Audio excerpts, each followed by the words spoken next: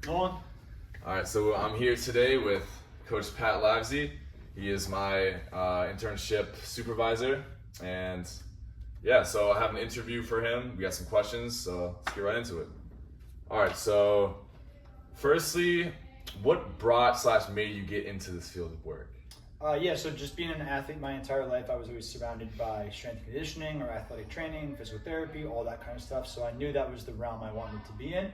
And then when I was exposed at University of Louisville to some of the teams that were around, I just knew that strength and conditioning looked awesome, and I wanted to do what I could to be a part of that program. So I started studying exercise science, and here we are.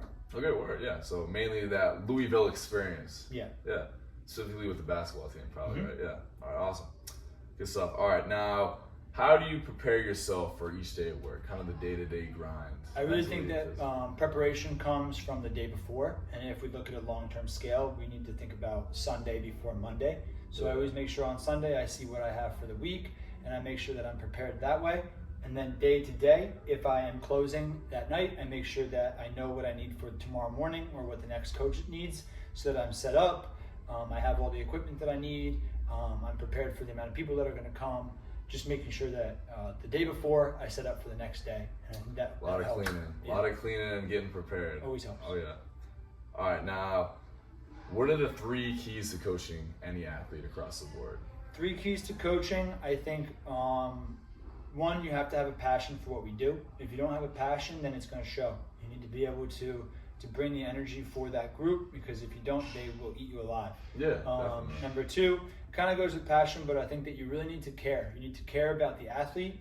You need to care about the clients that you have, because if you don't care, then yeah, exactly. You're not gonna be good at it. And you need 3 what? Just the third key to coaching any athlete.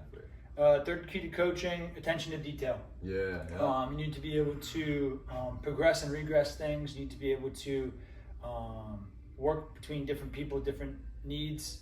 Is the client playing a certain sport? Is the client attaining a certain goal in a certain time frame? And you need to be able to take your program and adjust it as needed. So attention to detail. All right, sweet.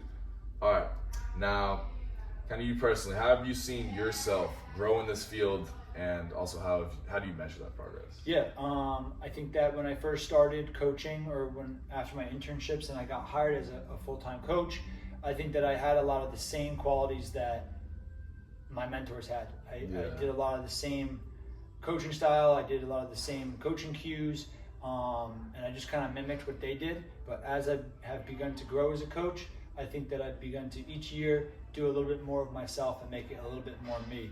And the way I've been able to measure that is by looking back on programs that I've made in the past, or looking back on coaching styles even. Just saying like, oh wow, why did I choose that exercise in C block? I would have never done that now. So just looking back full scale. Yeah, and progressive. Yeah. All right. Now, how would you say you how do you measure like your progress? Just by looking back at programs I've done in the past. I keep all my programs I've ever written as hard copies, and I just able to look back at them. Yeah, keeping tabs. All right, looking back. Awesome. All right, now, on the flip side of that, how have you seen me progress throughout my internship?